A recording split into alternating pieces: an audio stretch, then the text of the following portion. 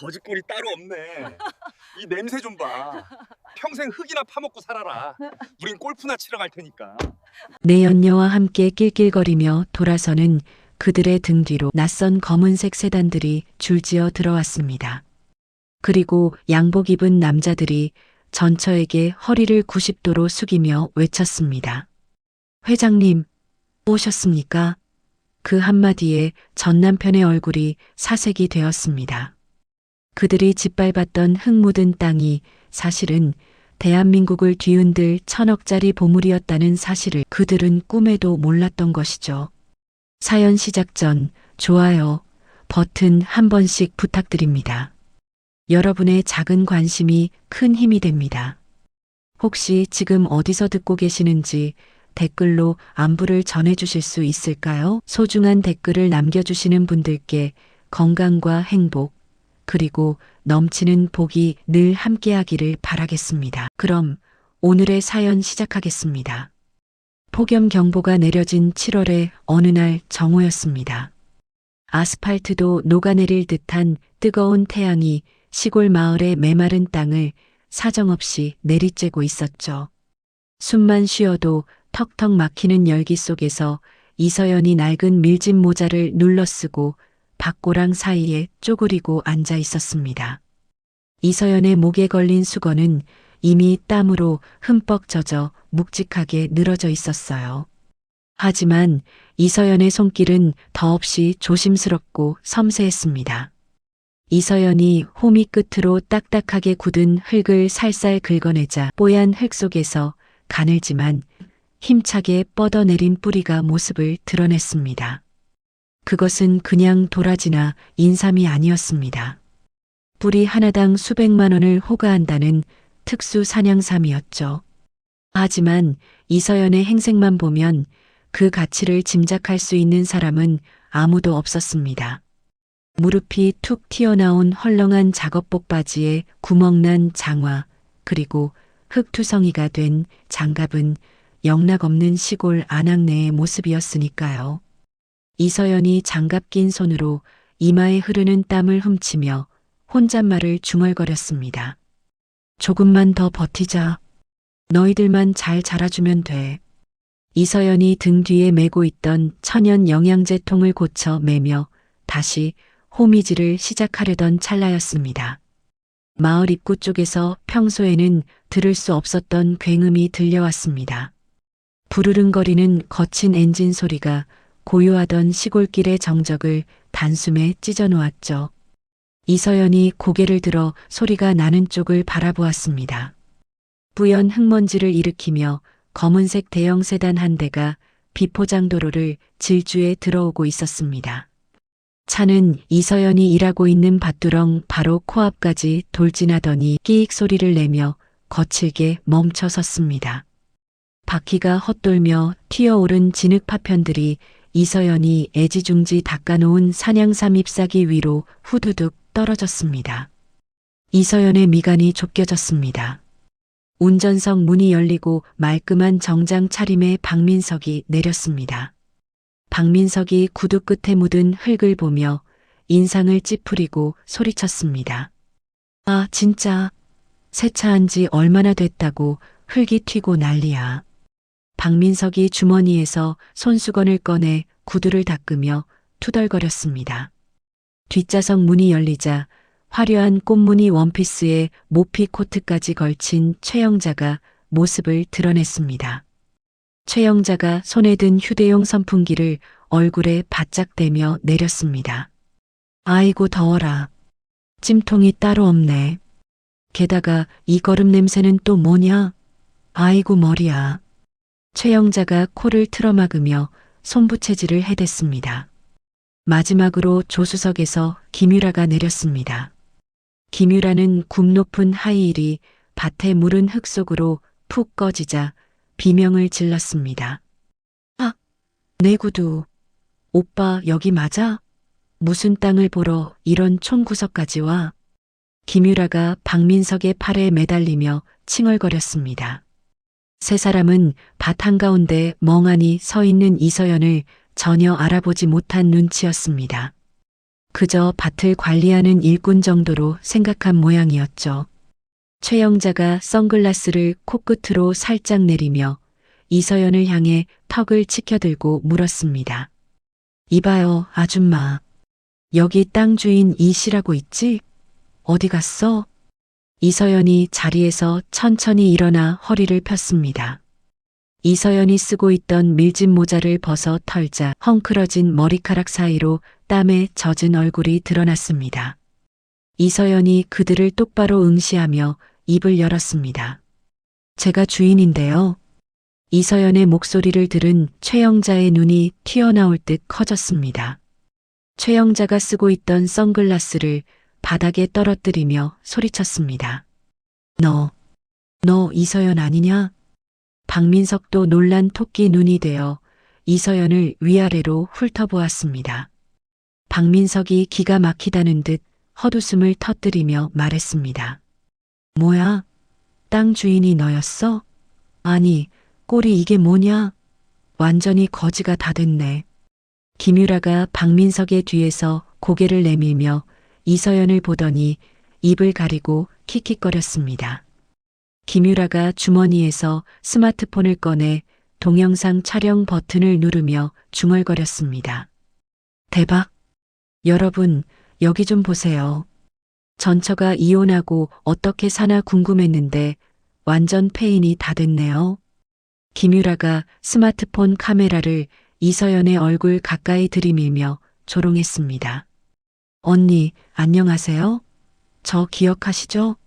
꼴이 참 안타깝네요. 이서연은 아무런 대꾸도 하지 않고 그저 차가운 눈빛으로 그들을 바라볼 뿐이었습니다. 그 무심한 태도가 오히려 최영자의 화를 돋우었습니다. 최영자가 성큼성큼 다가와 들고 있던 악어 가죽 핸드백으로 이서연의 어깨를 퍽 밀쳤습니다. 야, 어른을 봤으면 인사를 해야지. 눈을 왜 그렇게 뜨고 있어? 이혼하더니 아주 막대 먹었구나. 이서연이 밀려난 어깨를 손으로 툭툭 털어내며 낮게 말했습니다. 여긴 제 사유지입니다. 볼일 없으면 나가주시죠. 이서연의 당당한 태도에 최영자가 뒷목을 잡는 신용을 했습니다. 뭐? 사유지? 웃기고 자빠졌네. 네가 가진 게 빚밖에 더 있어? 위자료 한 푼 안 받고 쫓겨난 주제에 땅은 무슨 얼어 죽을 땅이야. 박민석이 최영자를 거들며 비아냥거렸습니다. 그러게 말이야. 어디서 소장농이나 하고 있나 본데 주제 파악 좀 해라. 냄새나니까 가까이 오지 말고. 박민석이 손을 휘휘 저으며 이서연을 벌레 보듯 했습니다. 최영자가 품에서 누런 서류 봉투를 꺼내 이서연의 발치에 쏟아부었습니다. 종이 뭉치들이 흙먼지 날리는 바닥에 어지럽게 흩어졌습니다. 최영자가 바닥을 손가락으로 가리키며 악을 썼습니다. 잔말 말고 여기 도장이나 찍어. 이혼할 때 네가 가져간 폐물들 그거 다 내 돈으로 해준 거잖아. 그거 토해내겠다는 각서야. 이서연이 바닥에 떨어진 종이 한 장을 주워들었습니다. 추가 재산 포기 및 반환 각서라는 글자가 선명하게 적혀 있었습니다. 이서연이 종이를 쥔 손에 힘을 주자 종이가 구겨지며 바스락거리는 소리를 냈습니다. 김유라가 스마트폰을 든 채 이서연의 표정을 집요하게 찍으며 말했습니다. 언니, 좋게 말할 때 사인하세요. 어머님 성격 아시잖아요. 괜히 버티다가 험한 꼴 보지 마시고요. 김유라가 싱글벙글 웃으며 약을 올렸습니다. 이서연이 고개를 들어 김유라를 그리고 박민석과 최영자를 차례로 노려보았습니다. 이서연의 눈동자가 깊고 서늘하게 가라앉아 있었습니다. 이서연이 조용하지만 단호한 목소리로 말했습니다. 법원에서 이혼 도장 찍은 지 벌써 1년 6개월이 지났습니다. 우린 이제 법적으로 아무 사이도 아닙니다. 남남이라고요. 이서연이 손에 쥐고 있던 각서를 찢어 허공에 날려보냈습니다. 찢어진 종이 조각들이 바람을 타고 최영자의 얼굴로 날아들었습니다. 최영자가 얼굴에 붙은 종이를 떼어내며 비명을 질렀습니다. 이게 미쳤나? 감히 시어머니한테 행패야? 박민석이 얼굴을 붉히며 주먹을 쥐고 다가왔습니다. 야, 이서연. 너 진짜 맞고 싶냐? 좋게 타이를 때 알아쳐먹을 것이지. 박민석이 이서연의 멱살을 잡으려는 듯 손을 뻗었습니다. 그 순간이었습니다.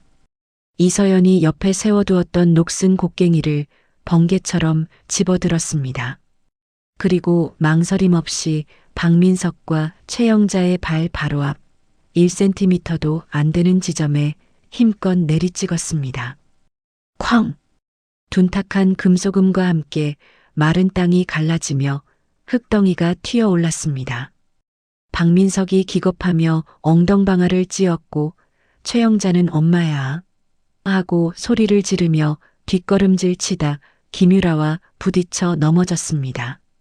곡괭이 날은 박민석의 명품 구두 코끝을 스치듯 땅에 깊이 박혀 있었습니다. 정적 속에 거친 숨소리만 오갔습니다. 이서연이 곡괭이 자루를 두 손으로 꽉 쥐고 그들을 내려다보며 말했습니다.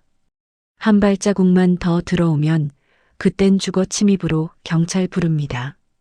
이서연의 눈빛은 더 이상 과거의 순종적이었던 며느리의 것이 아니었습니다. 자신의 땅과 삶을 지키려는 맹수와도 같은 살기가 서려 있었죠. 주저앉은 박민석이 덜덜 떨리는 다리를 부여잡고 이서연을 올려다보았습니다. 김유라도 겁에 질려 스마트폰을 내리고 박민석의 등 뒤로 숨었습니다. 최영자만이 분을 이기지 못해 흙바닥을 치며 바들바들 떨고 있었습니다. 뜨거운 태양 아래 네 사람 사이에는 팽팽한 긴장감이 감돌았습니다. 이서연은 굳게 담은 입술로 자신의 밭에 들어온 불청객들을 당장이라도 쫓아낼 기세로 서 있었습니다. 이서연의 서슬 퍼런 경고에 최영자의 얼굴이 불그락푸르락 달아올랐습니다. 최영자가 씩씩거리며 자리에서 벌떡 일어났습니다. 흙 묻은 모피 코트를 털 생각도 하지 못한 채 최영자가 검지손가락을 들어 이서연을 가리키며 악을 썼습니다. 이 건방진 년이 감히 시어머니한테 경찰을 불러? 네가 경찰 부를 돈이나 있냐? 박민석도 엉덩이에 묻은 흙을 털며 엉거주춤 일어났습니다.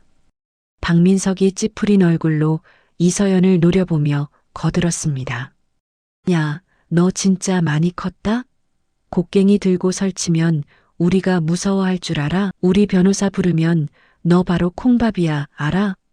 김유라는 박민석의 등 뒤에서 고개만 빼꼼 내밀고 다시 스마트폰을 들어 촬영을 시작했습니다. 김유라가 입술을 비죽이며 중얼거렸습니다. 어머, 저 폭력적인 거 봐. 완전 미쳤나 봐. 여러분, 이거 증거 영상 남겨야 해요. 최영자가 이서연의 뺨을 올려붙이려는 듯 손을 높이 쳐들었을 때였습니다. 우웅. 마을 입구 쪽에서 묵직한 진동음이 들려오더니 곧이어 요란한 사이렌 소리가 밭을 에워쌌습니다. 비키세요. 길 막지 말고 비키세요. 확성기 소리와 함께 국가지정 미래 자원개발지구라는 깃발을 펄럭이는 검은색 관용차들이 흙먼지를 일으키며 줄지어 들어왔습니다. 그 뒤로는 거대한 덤프트럭과 굴착기들이 땅을 울리며 행렬을 이루고 있었죠. 최영자와 박민석이 어리둥절한 표정으로 뒤를 돌아보았습니다. 선두에 있던 검은색 세단이 멈추고 양복을 차려입은 건장한 경호원들이 우르르 내렸습니다. 경호원들은 최영자와 박민석 일행을 거칠게 밀어내며 길을 텄습니다. 박민석이 경호원에게 떠밀려 비틀거리며 소리쳤습니다. 아니, 이 사람들이 내가 누군지 알아? 이거 안 나. 하지만 경호원들은 대꾸조차 하지 않고 그들을 밭두렁 밖으로 밀어냈습니다. 곧이어 가장 크고 고급스러운 리무진의 뒷문이 열렸습니다. 은퇴 안경을 쓴 중년 남성이 서류 가방을 들고 급히 내렸습니다. 개발 시행사의 김 대표였습니다. 김 대표 뒤로 안전모를 쓴 연구팀장과 수행원 10수명이 뒤따랐습니다. 그들은 일제히 이서연이 서 있는 밭 한가운데로 달려갔습니다. 그리고 약속이나 한 듯 이서연을 향해 허리를 90도로 굽혀 깍듯하게 인사했습니다. 회장님, 늦어서 죄송합니다. 김 대표의 우렁찬 목소리가 밭에 쩌렁쩌렁 울렸습니다.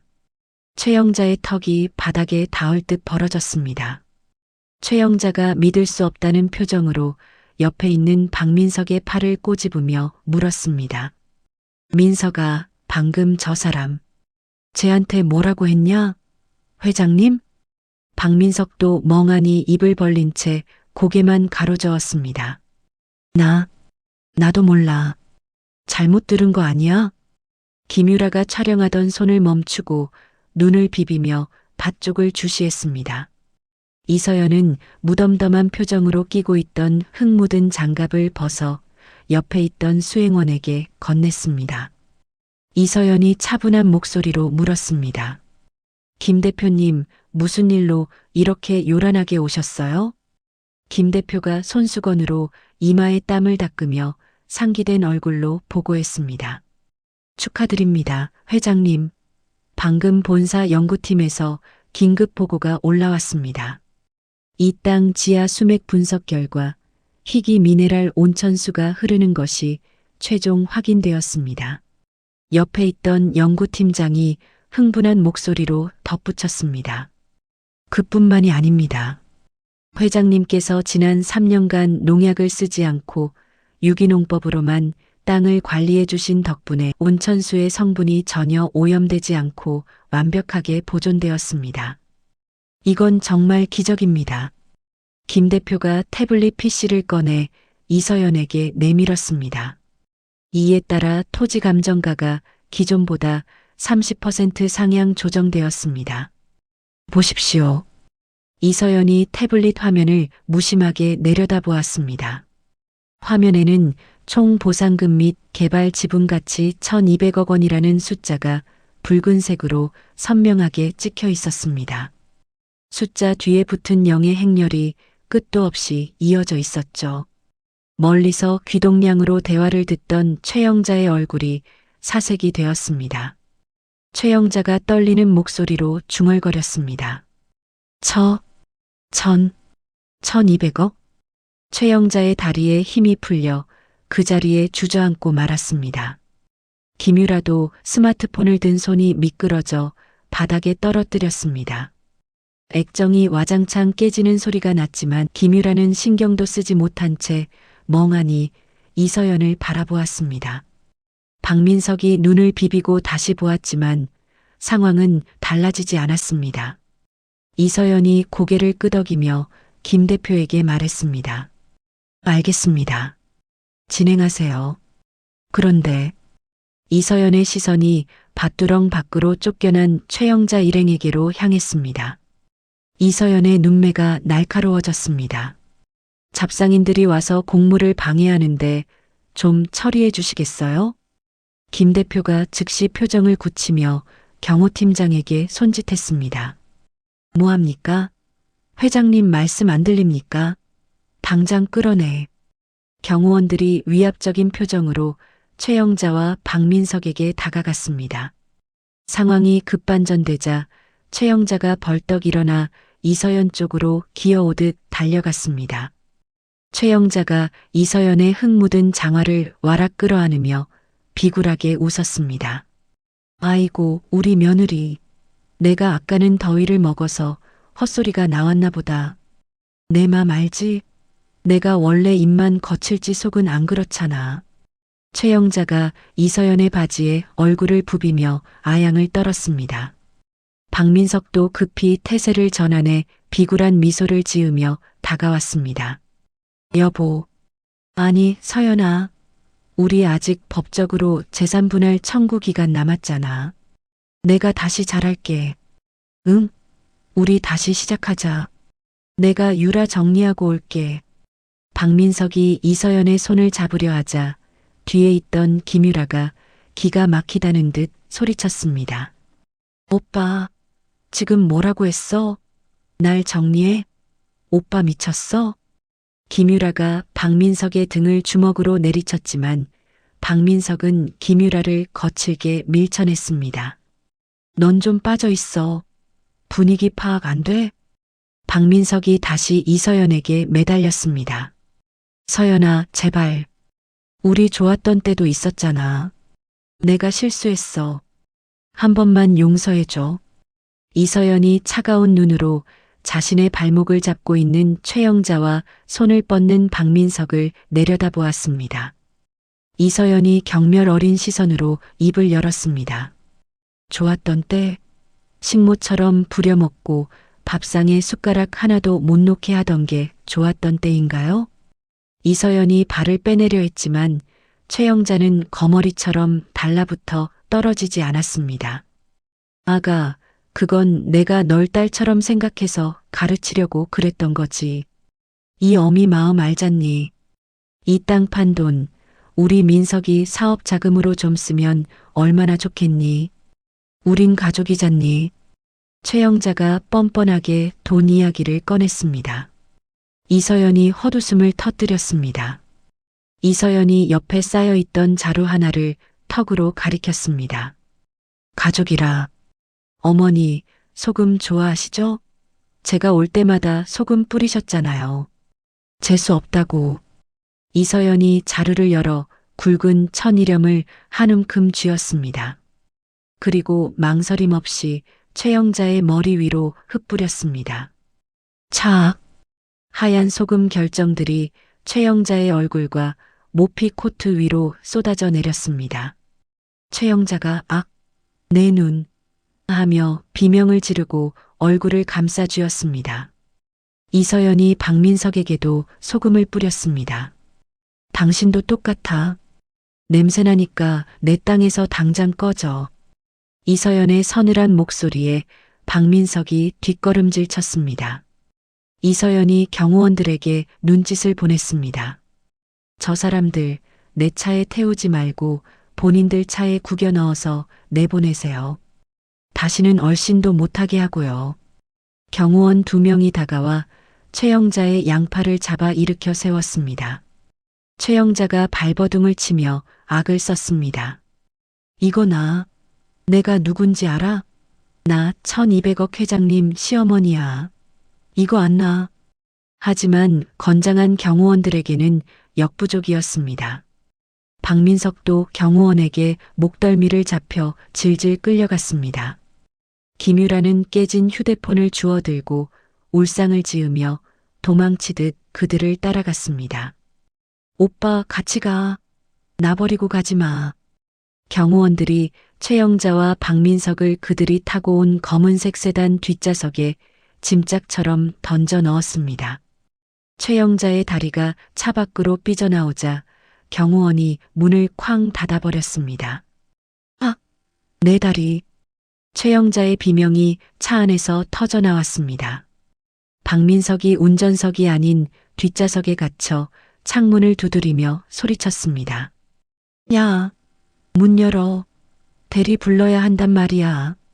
하지만 아무도 듣지 않았습니다. 김유라가 울면서 운전석에 올랐습니다. 차가 덜컹거리며 후진하다가 밭두렁 돌부리에 범퍼가 긁혀 드르륵 소리가 났습니다. 차는 비틀거리며 흙먼지를 뒤집어 쓴 채 마을 입구 쪽으로 도망치듯 사라졌습니다. 이서연은 멀어지는 차를 보며 장갑을 툭툭 털었습니다. 속이 뻥 뚫리는 듯한 시원함과 동시에 씁쓸함이 밀려왔습니다. 김 대표가 조심스럽게 다가와 물었습니다. 회장님, 괜찮으십니까? 경찰에 정식으로 고소할까요? 이서연이 고개를 가로저으며 덤덤하게 말했습니다. 아니요, 아직은요. 저 사람들 쉽게 물러날 위인들이 아니에요. 더 큰 걸 준비해야죠. 이서연이 밭 한가운데 놓인 임시 테이블로 걸어갔습니다. 테이블 위에는 리조트 조감도가 펼쳐져 있었습니다. 이서연이 조감도를 내려다보며 결의에 찬 눈빛으로 말했습니다. 자, 이제 진짜 일을 시작해 볼까요? 김 대표님, 이 구역부터 설명해 주세요. 이서연의 목소리에는 흔들림 없는 단단함이 배어 있었습니다. 그녀는 더 이상 누군가의 며느리도 아내도 아니었습니다. 이 땅의 그리고 자기 삶의 온전한 주인이었습니다. 망신을 당하고 쫓겨난 지 딱 일주일이 지났습니다. 그 짧은 시간 동안 이서연의 삶은 다시 한번 지옥으로 떨어졌습니다. 대문 앞은 누군가 밤새 뿌려놓은 붉은 페인트로 사기꾼, 꽃뱀 같은 험한 욕설이 도배되어 있었죠. 이서연이 수세미로 페인트를 문질러 닦아보려 했지만 붉은 자국은 핏자국처럼 번져 지워지지 않았습니다. 마을 분위기도 싸늘하게 식어버렸습니다. 최영자가 강남의 비싼 변호사를 선임해 며느리가 시어머니 돈을 훔쳐 땅을 샀다며 거짓 소송을 제기했기 때문입니다. 게다가 김유라는 인터넷 커뮤니티에 시골 땅 부자가 된 전처의 실체라는 제목으로 악의적인 글을 퍼날랐습니다. 글에는 이서연이 시어머니를 폭행하는 듯한 교묘하게 편집된 사진까지 첨부되어 있었죠.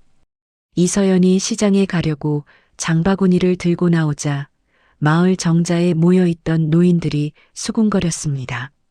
저기 지나가네. 어휴, 겉만 봐선 모르겠다니까. 노인네 돈을 훔쳤다며? 그러게 말이야. 세상에 믿을 사람 하나 없다더니. 저 순진한 얼굴로 어떻게 그런 짓을 해? 이장님이 다가와 혀를 차며 말했습니다. 이봐, 새댁. 아니 이씨. 마을 시끄럽게 하지 말고 좋게 좋게 해결해. 우리까지 피곤하게 하지 말고. 이서연이 억울함에 입술을 깨물며 항변했습니다. 이장님, 그거 다 거짓말이에요. 저 사람들이 지어낸 거라고요. 하지만 이장님은 듣기 싫다는 듯 손을 휘휘 저으며 돌아섰습니다. 아이고 몰라. 법원에서 오라가라 한다면서? 똥물이 튀니까 가까이 오지 마. 이서연은 도망치듯 집으로 돌아와 대문을 걸어 잠갔습니다. 손에 쥐고 있던 법원 등기 우편물이 부들부들 떨렸습니다. 부당이득 반환 청구 소송, 재산 가압류 통지서, 온통 무시무시한 단어들 뿐이었습니다. 설상가상으로 시행사 측에서도 연락이 왔습니다. 소송이 걸려 있어서 보상금 지급이 보류되었습니다. 해결될 때까지 공사도 중단합니다. 이서연은 캄캄한 방구석에 웅크리고 앉아 마른 세수를 했습니다. 사방이 꽉 막힌 벽에 갇힌 기분이었죠. 그때였습니다. 두두두두두. 집이 통째로 흔들리는 듯한 굉음이 지붕 위에서 들려왔습니다. 창문이 덜덜 떨리고 마당에 널어둔 빨래가 미친 듯이 펄럭였습니다. 이서연이 놀란 가슴을 부여잡고 마당으로 뛰쳐나갔습니다. 눈을 뜰 수 없을 만큼 강력한 바람이 몰아쳤습니다. 하늘을 올려다보니 거대한 헬리콥터 한 대가 밭 한가운데로 내려앉고 있었습니다. 헬기 동체에는 국내 1위 로펌인 태산의 푸른색 로고가 선명하게 박혀 있었죠. 프로펠러가 일으킨 거센 바람에 대문 앞에 붙어 있던 사기꾼 이서연 물러가라는 현수막이 힘없이 뜯겨 하늘로 날아갔습니다. 이서연이 눈을 가리고 헬기를 바라보았습니다. 헬기가 착륙하고 문이 열리자 검은색 정장을 말끔하게 차려입은 한 남자가 내렸습니다. 강준혁이었습니다. 그 뒤로 서류 가방을 든 변호인단 수십 명이 군대처럼 질서정연하게 따라 내렸습니다. 강준혁이 흙먼지를 헤치고 이서연에게 성큼성큼 걸어왔습니다. 강준혁이 이서연 앞에 멈춰서서 정중하게 고개를 숙였습니다. 늦게 찾아뵈어 죄송합니다. 최 회장님의 유언 집행인 법무법인 태산의 대표 변호사 강준혁입니다.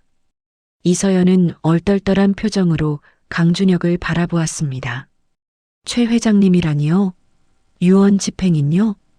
강준혁이 온화한 미소를 지으며 대답했습니다. 돌아가신 최 노인께서 남기신 유언장입니다. 이서연님의 모든 법적 권리와 재산을 저희 태산이 보호하도록 되어 있습니다. 강준혁이 손짓하자 대기하고 있던 검은색 벤 차량들이 마을 입구로 들이닥쳤습니다. 차에서 내린 사설 경호팀이 순식간에 이서연의 집 주변을 에워싸고 통제 라인을 설치했습니다. 하늘에 떠있던 불법 촬영 드론을 향해 경호원이 전파방에 총을 쏘자 드론이 맥없이 추락해 박살이 났습니다.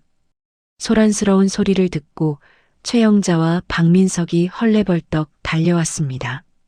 소식을 듣고 읍내에서 달려온 모양인지 옷매무새가 엉망이었습니다. 최영자가 경호원들을 밀치며 고래고래 소리를 질렀습니다. 이게 무슨 난리야. 내 돈 내놔. 전현이 내 돈 훔쳐갔다고. 박민석도 붉게 상기된 얼굴로 삿대질을 했습니다. 야, 너네 뭐야? 내가 누군지 알아? 나 피해자야, 피해자. 강준혁이 이서연을 등 뒤로 보호하며 천천히 돌아섰습니다. 강준혁의 눈빛이 방금 전 이서연을 볼 때와는 180도 달라져 있었습니다. 마치 먹잇감을 노리는 맹수처럼 차갑고 매서웠죠. 강준혁이 품에서 두꺼운 파일철을 꺼내 최영자의 발밑에 툭 던졌습니다. 이거나 읽어보시고 떠드시죠. 최영자가 바닥에 떨어진 파일을 주워들며 코웃음을 쳤습니다. 이게 뭔데? 뭐 협박이라도 하겠다는 거야? 최영자가 파일을 펼치자마자 손이 덜덜 떨리기 시작했습니다. 그 안에는 최영자의 차명, 계좌 내역과 도박장 출입 기록이 낱낱이 찍혀 있었습니다. 강준혁이 차가운 목소리로 쏘아붙였습니다. 3년 전 며느리 친정에서 해온 혼수 비용 5천만 원. 그거 며느리 모르게 빼돌려서 강원도 도박장에서 날리셨더군요. 그리고 갯돈 사기친 거 메우려고 며느리 폐물까지 파셨고요. 최영자의 얼굴이 백지장처럼 하얗게 질렸습니다. 아니 그건. 강준혁이 이번에는 박민석을 바라보며 말했습니다. 박민석 씨, 회사 공금 횡령해서 김유라 씨한테 명품 가방 사준 거 회사 감사팀이 알면 어떻게 될까요? 지금 횡령 액수만 3억이 넘던데. 박민석이 헉소리를 내며 뒷걸음질 쳤습니다. 박민석이 더듬거리며 변명했습니다. 그건 잠시 빌린 거야. 내가 다 채워 넣으려고 했다고. 강준혁이 김유라가 숨어서 찍고 있던 핸드폰을 가리키며 덧붙였습니다. 그리고 김유라 씨, 지금 인터넷에 올린 허위 사실 유포 게시물들, IP 추적 다 끝났습니다. 명예훼손의 업무 방해죄 추가하면 징역 3년은 거뜬하겠네요. 강준혁이 한 발자국 다가가며 나지막하게 경고했습니다. 지금 당장 모든 소송 취하하고 인터넷 글 삭제하세요. 그리고 다시는 이서연님 근처에 얼씬도 하지 마십시오. 만약 거절하신다면. 강준혁이 손목 시계를 확인하며 말을 이었습니다. 지금 즉시 무고죄, 횡령죄, 사기죄로 맞고소 들어갑니다. 저희 태산 법무팀이 24시간 풀가동해서 당신들 뼛속까지 털어드리죠. 감옥에서 칠순 잔치하고 싶지 않으면 선택하세요. 최영자가 비틀거리며 가슴을 움켜쥐었습니다. 아이고, 나 죽네. 사람 살려. 최영자가 눈을 뒤집으며 바닥으로 쓰러지는 신용을 했습니다. 박민석이 놀라 소리쳤습니다. 엄마, 정신 차려.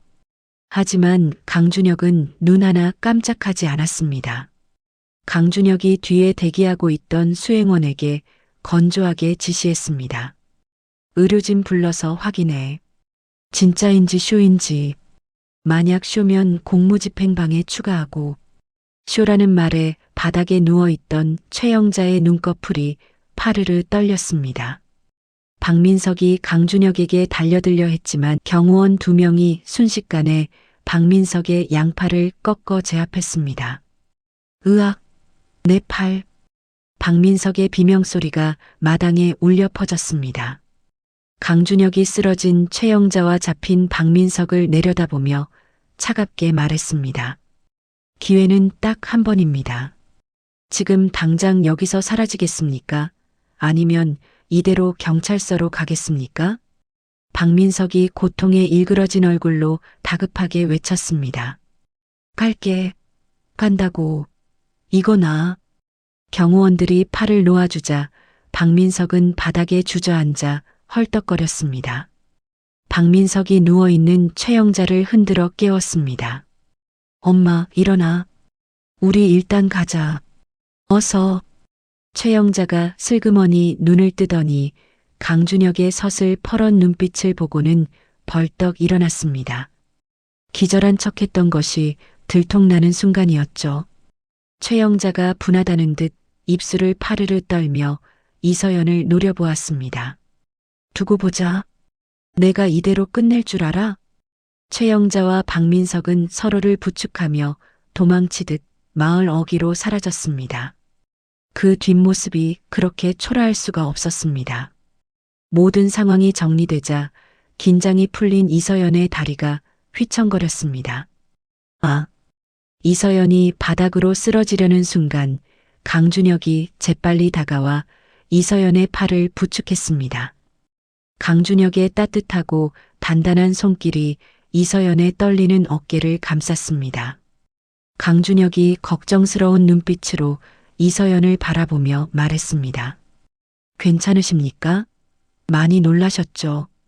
이서연이 고개를 들어 강준혁을 보았습니다.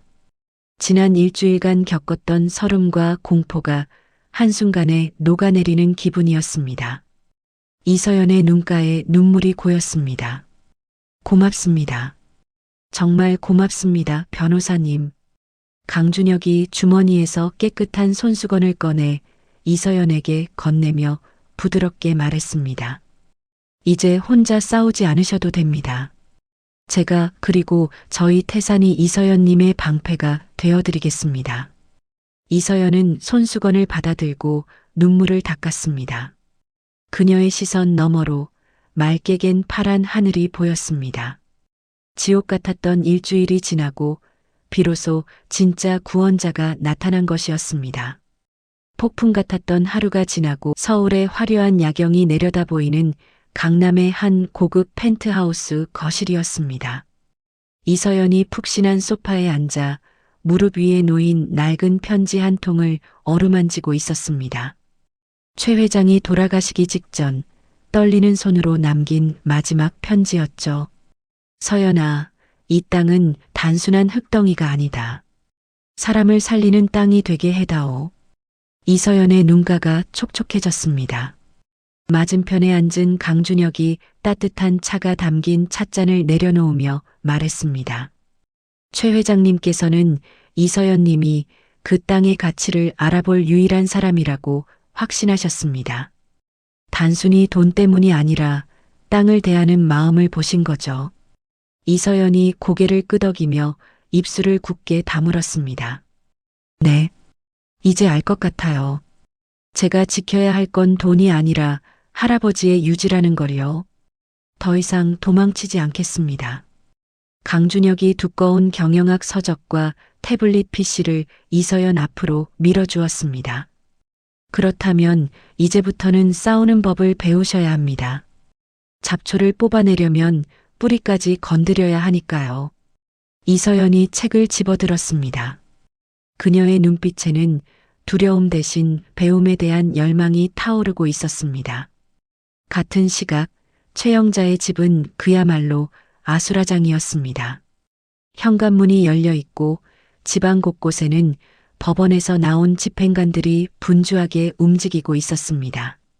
그들의 손에 들린 빨간 압류 딱지가 냉장고, 텔레비전, 그리고 최영자가 아끼던 자개장롱에까지 턱턱 붙었습니다.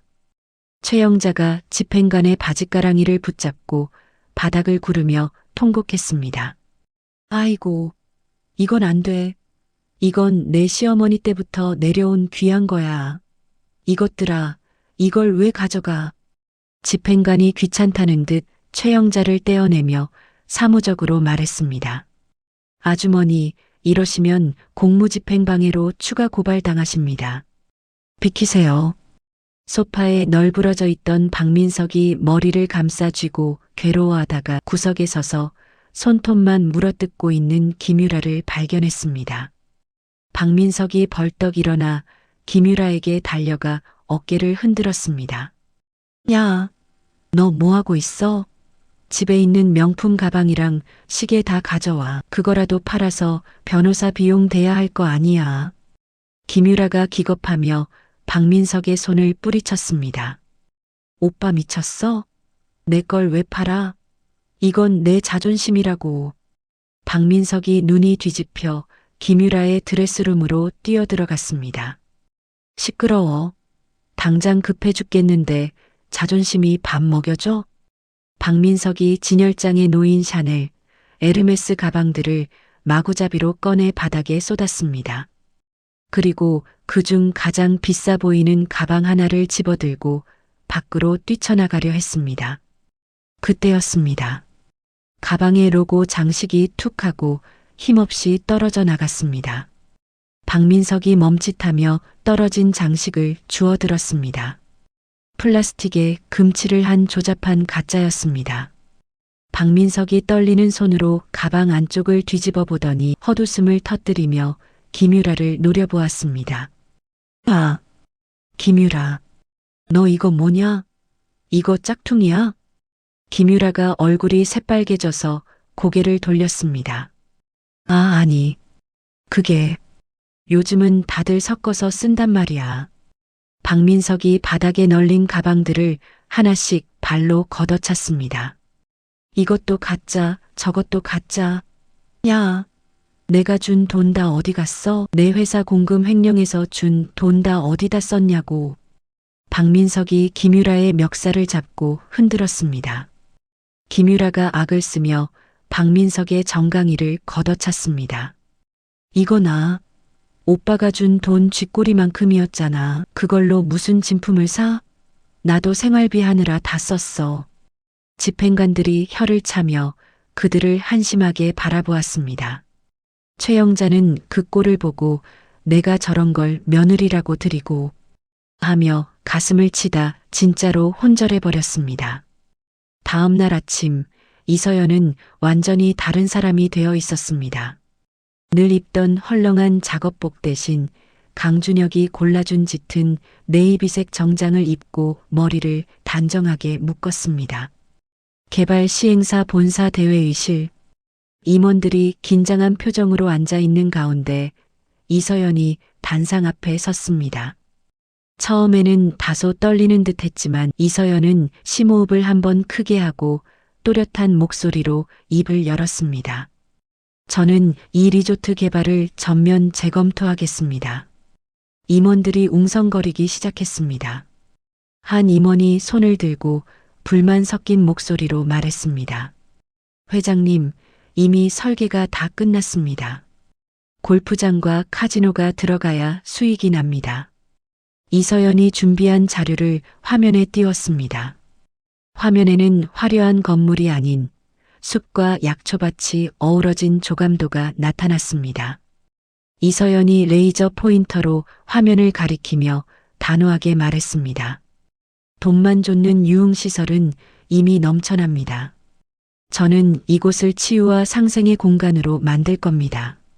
우리 땅에서 자란 특수 약초를 활용한 힐링센터 그리고 지역 노인분들이 직접 참여하는 스마트팜. 이것이 제가 생각하는 미래 가치입니다. 이서연은 직접 재배한 약초의 성분 분석 데이터와 예상 수익 모델을 막힘없이 설명해 나갔습니다. 단순히 감성에 호소하는 것이 아니라 철저하게 수치로 증명하는 모습에 임원들의 표정이 점차 감탄으로 바뀌었습니다. 발표가 끝나자 잠시 정적이 흐르더니 강준혁이 먼저 박수를 쳤습니다. 곧이어 회의실 전체에 우레와 같은 박수 소리가 터져나왔습니다. 이서연의 얼굴에 비로소 환한 미소가 번졌습니다. 누군가의 아내, 누군가의 며느리가 아닌 사업가 이서연으로서 인정받는 순간이었습니다. 한편 벼랑 끝에 몰린 김유라는 어두컴컴한 골목길에 있는 불법 대부업체 사무실을 찾았습니다. 담배 연기가 자욱한 사무실 안에서 김유라가 험상궂은 사내에게 꼬깃꼬깃한 돈 봉투를 건넸습니다. 짝퉁 가방이 아닌 유일한 진짜 폐물을 팔고 인터넷 도박으로 딴 돈까지 긁어 모은 것이었습니다. 김유라가 입술을 물어뜯으며 도끼 어린 눈으로 말했습니다. 이게 착수금이에요. 확실하게 처리해 주세요. 사내가 돈을 세어보며 비릿한 웃음을 흘렸습니다. 아가씨, 걱정 마쇼. 우리 애들이 일 처리는 깔끔하니까. 그래서 요구사항이 뭐라고? 김유라가 테이블을 주먹으로 내리치며 소리쳤습니다. 납치해서라도 각서에 지장 찍게 만들어요. 그리고 그년 얼굴 다시는 사람들 앞에 못 나서게 만들어버려요. 김유라의 눈에는 질투와 증오가 이글거리고 있었습니다. 그날 저녁 박민석은 술에 떡이 되어 이서연의 회사 로비로 찾아왔습니다. 경비원들이 막아서자 박민석이 고래고래 소리를 질렀습니다. 야, 내가 여기 회장 남편이야. 비켜. 서연아. 이서연 나와. 박민석이 비틀거리며 로비 중앙으로 걸어가다가 자기 발에 걸려 대자로 넘어졌습니다.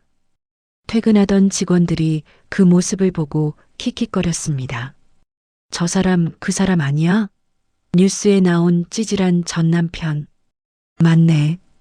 어휴, 술 냄새 봐. 진짜 가지가지한다. 사람들이 스마트폰을 꺼내 박민석의 추태를 찍기 시작했습니다. 박민석이 바닥에 누운 채 허공에 손을 휘저으며 중얼거렸습니다. 내가 사장이야. 이 건물 다 내 거야. 보안 요원들이 다가와 박민석의 양팔과 다리를 들어 짐짝처럼 밖으로 끌어냈습니다. 박민석은 차가운 보도블록 위에 내동댕이 쳐진 채 지나가는 사람들의 구경거리가 되었습니다. 늦은 밤 야근을 마친 이서연이 지하 주차장으로 내려왔습니다. 텅 빈 주차장에는 이서연의 구두 굽소리만 또각또각 울려 퍼졌습니다. 이서연이 차 열쇠를 꺼내 문을 열려는 순간 기둥 뒤에서 검은 마스크를 쓴 남자가 튀어나왔습니다. 남자가 이서연의 입을 틀어막고 차 뒤쪽으로 끌고 가려 했습니다. 이서연의 심장이 쿵쿵 뛰었지만 예전처럼 당하고만 있지 않았습니다. 이서연이 강준혁에게 배운 호신술을 떠올리며 남자의 발등을 하이힐 굽으로 힘껏 찍어내렸습니다. 아! 남자가 고통에 비명을 지르며 손을 놓는 틈을 타 이서연이 핸드백에서 호신용 스프레이를 꺼내 남자의 얼굴에 뿌렸습니다. 치익! 으악! 내 눈! 남자가 얼굴을 감싸 쥐고 바닥을 뒹굴었습니다. 그때 또 다른 남자가 쇠파이프를 들고 달려들었습니다. 이서연이 뒷걸음질 치며 눈을 질끈 감으려는 찰나 어디선가 검은 그림자가 날아와 남자를 걷어찼습니다. 퍽! 둔탁한 소리와 함께 남자가 나가떨어졌습니다. 강준혁이었습니다. 강준혁이 쓰러진 남자의 팔을 꺾어 제압하며 무전기에 대고 외쳤습니다. 상황 종료. 경찰 인계해. 주차장 곳곳에 숨어있던 경호팀원들이 우르르 튀어나와 바닥에 구르는 괴한들을 포박했습니다. 강준혁이 거친 숨을 몰아쉬며 이서연에게 다가왔습니다. 강준혁이 이서연의 어깨를 잡고 다급하게 물었습니다. 괜찮으십니까? 다친 데는 없으세요? 이서연은 놀란 가슴을 쓸어내리며 고개를 끄덕였습니다. 하지만 그녀의 눈빛은 두려움보다 안도감, 그리고 해냈다는 자신감으로 빛나고 있었습니다. 이서연이 바닥에 쓰러진 괴한들을 내려다보며 단호하게 말했습니다. 전 괜찮아요. 이제 더 이상 피하지 않을 거예요. 저 사람들, 배우가 누군지 끝까지 밝혀내야죠. 이서연의 목소리에는 물러서지 않겠다는 강한 의지가 담겨 있었습니다. 강준혁이 그런 이서연을 대견하다는 듯 바라보며 옅은 미소를 지었습니다. 네, 반드시 그렇게 하겠습니다. 두 사람은 경찰차의 사이렌 소리가 들려오는 주차장 입구를 바라보았습니다. 어둠 속에서도 이서연의 눈동자는 샛별처럼 빛나고 있었습니다. 이제 그녀는 보호받기만 하는 약자가 아니었습니다. 스스로를 지키고 자신의 것을 되찾기 위해 싸울 줄 아는 전사가 되어가고 있었습니다. 마침내 대망의 리조트 기공식 날이 밝았습니다. 지난 한 달간의 고군분투 끝에 서연의 땅은 완전히 다른 모습으로 탈바꿈해 있었습니다. 메마른 밭고랑은 사라지고 그 자리에는 웅장한 유리 온실의 뼈대와 전통 한옥 양식의 힐링센터 조감도가 그려진 대형 현수막이 걸렸습니다. 하늘에는 서연 힐링 팜 앤드 리조트 기공식을 알리는 에드벌룬이 둥실둥실 떠 있었고 행사장 입구부터 깔린 레드 카펫 양옆으로는 취재진의 카메라 플래시가 쉴 새 없이 터졌습니다. 정재계 고위 인사들이 탄 검은색 고급 세단들이 꼬리를 물고 들어왔고 오케스트라의 웅장한 연주가 행사장에 울려 퍼졌습니다. 단상 가장 높은 곳 대표이사 이서연이라는 금빛 명패가 놓인 자리가 비어 있었습니다. 잠시 후 사회자의 안내 멘트가 울렸습니다. 자, 오늘의 주인공이신 이서연 대표이사님께서 입장하십니다. 웅장한 팡파르와 함께 무대 뒤편의 대형 스크린이 양쪽으로 갈라졌습니다. 그 사이로 눈부신 순백의 드레스를 입은 이서연이 걸어 나왔습니다. 화려한 보석이나 장신구 하나 없이 단아하게 묶은 머리와 맑은 미소만으로도 그녀는 충분히 빛났습니다. 그 옆에는 턱시도를 차려입은 강준혁이 그녀를 에스코트하며 걷고 있었습니다. 이서연이 한 걸음 한 걸음 내디딜 때마다 사람들의 환호성과 박수 소리가 터져 나왔습니다. 이서연은 긴장한 기색 없이 여유롭게 손을 흔들어 답례했습니다. 그녀의 눈빛은 그 어느 때보다 당당하고 깊었습니다. 반면 행사장 밖 펜스 너머의 풍경은 처참했습니다. 최영자와 박민석은 꾀죄죄한 옷차림으로 펜스에 매달려 침을 삼키고 있었습니다. 행사장 안쪽에 차려진 최고급 뷔페 음식 냄새가 바람을 타고 그들의 코끝을 자극했기 때문입니다. 최영자가 배에서 꼬르륵 소리가 나자 배를 움켜쥐며 앓는 소리를 냈습니다. 아이고 배야. 저기 저 랍스터 좀 봐라. 내가 저걸 먹어야 하는데. 박민석은 스크린에 비친 이서연의 모습을 보며 질투심에 입술을 피가 나도록 깨물었습니다. 저 자리는 내 건데. 내가 저 옆에 서 있어야 하는데. 박민석이 펜스를 발로 걷어차며 소리쳤습니다. 야, 문 열어. 내가 여기 회장 남편이라고 몇 번을 말해. 보안 요원이 다가와 곤봉으로 펜스를 툭툭 치며 경고했습니다. 아저씨, 조용히 하세요. 한 번만 더 소란 피우면 경찰 부릅니다. 최영자가 보안 요원에게 삿대질을 하며 대들었습니다. 이게 어디서 눈을 부라려? 내가 누군지 알아? 나 시어머니야, 시어머니. 최영자가 억지로 펜스 밑틈으로 기어들어가려 했습니다. 하지만 보안 요원들은 눈 하나 깜짝하지 않았습니다. 과거 최영자가 이서연을 내쫓을 때 고용했던 용역들이 했던 방식 그대로 보안 요원 2명이 최영자의 양팔을 꺾어 들어 올렸습니다. 이거 나. 이거 안 나. 최영자가 허공에서 발버둥 쳤지만 보안 요원들은 그녀를 바닥에 짐짝처럼 패대기 쳤습니다. 철퍼덕. 최영자가 흙바닥에 얼굴을 박고 비명을 질렀습니다. 보안 요원이 차갑게 말했습니다. 거지 같은 게 어디서 행패야? 냄새나니까 저리 꺼져. 그 말은 3년 전 최영자가 이서연에게 퍼부었던 말과 토씨 하나 틀리지 않았습니다. 최영자는 흑투성이가 된 얼굴로 멍하니 보안 요원을 올려다보았습니다. 자신이 저질렀던 악행이 부메랑이 되어 돌아온 순간이었습니다. 박민석은 그 틈을 타 행사장 뒷문 쪽으로 몰래 돌아갔습니다. 음식물 쓰레기를 버리러 나온 직원이 문을 연 순간 박민석이 쥐새끼처럼 안으로 쏙 들어갔습니다. 박민석은 허리를 숙이고 테이블 밑을 기어다니며 떨어진 빵 조각을 주워 먹었습니다. 그러다 뷔페 테이블 위에 놓인 먹음직스러운 갈비찜을 발견하고는 눈이 뒤집혔습니다. 박민석이 손으로 갈비찜을 집어 입에 쑤셔 넣으려는 찰나였습니다. 거기 누구야? 서빙 직원이 소리를 지르자 박민석이 놀라 접시를 엎었습니다. 와르르. 접시가 깨지며 갈비찜 양념이 박민석의 얼굴과 옷에 뒤범벅되었습니다. 사람들이 웅성거리며 모여들었습니다.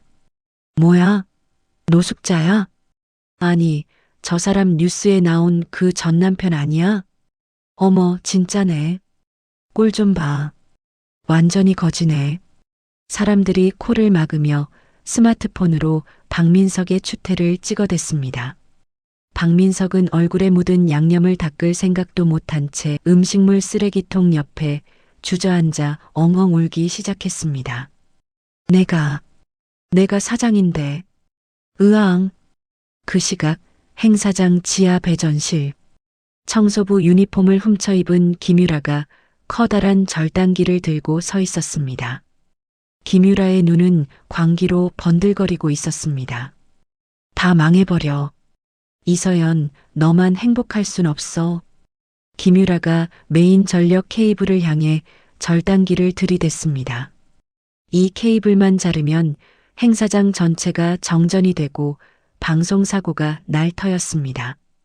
김유라가 힘껏 절단기를 닫으려는 순간 꼼짝 마. 경찰이다. 어둠 속에서 잠복 중이던 형사들이 튀어나와 김유라를 덮쳤습니다. 아, 이거나. 난 잘못 없어. 김유라가 발악하며 형사의 팔을 물어뜯으려 했지만 곧바로 수갑이 채워졌습니다. 형사가 김유라를 일으켜 세우며 말했습니다.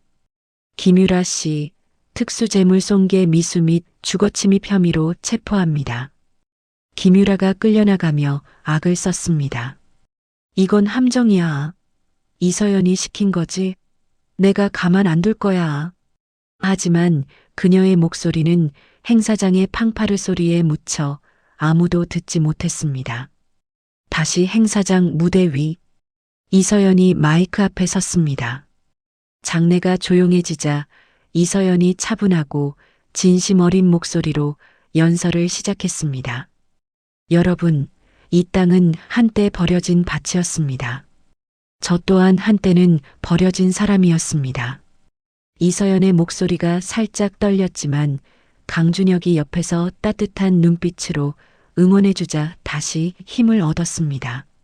하지만 묵묵히 견디고 땀 흘린 시간은 결코 배신하지 않는다는 것을 이 땅이 가르쳐 주었습니다. 저는 이곳을 지친 사람들이 쉬어가고 다시 일어설 힘을 얻는 희망의 땅으로 만들겠습니다. 이서연의 진솔한 고백에 장내의 모든 사람이 기립박수를 보냈습니다. 스크린에 비친 이서연의 눈에는 맑은 눈물이 맺혀 보석처럼 빛났습니다. 드디어 기공식의 하이라이트인 발파 버튼을 누르는 순서가 되었습니다. 사회자가 카운트다운을 외쳤습니다. 5, 4, 3, 2, 1. 발파. 이서연과 강준혁이 함께 붉은 버튼을 눌렀습니다. 쾅, 쾅, 쾅. 굉음과 함께 행사장 뒤편에서 오색 폭죽이 밤하늘로 솟구쳐 올랐습니다.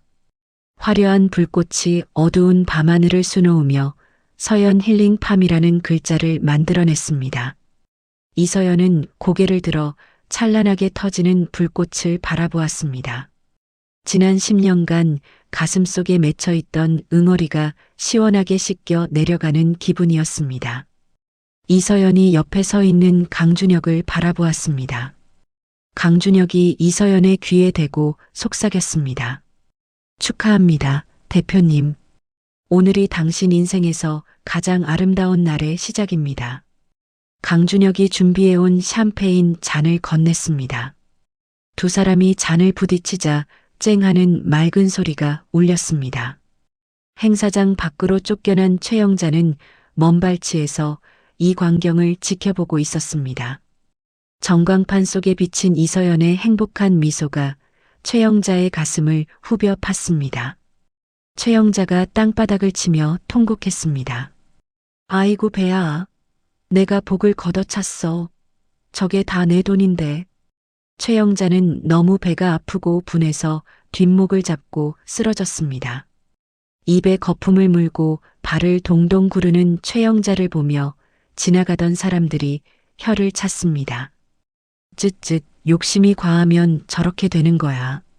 그러게. 있을 때 잘하지. 아무도 최영자를 도와주지 않았습니다. 그녀는 철저히 혼자였고 비참했습니다.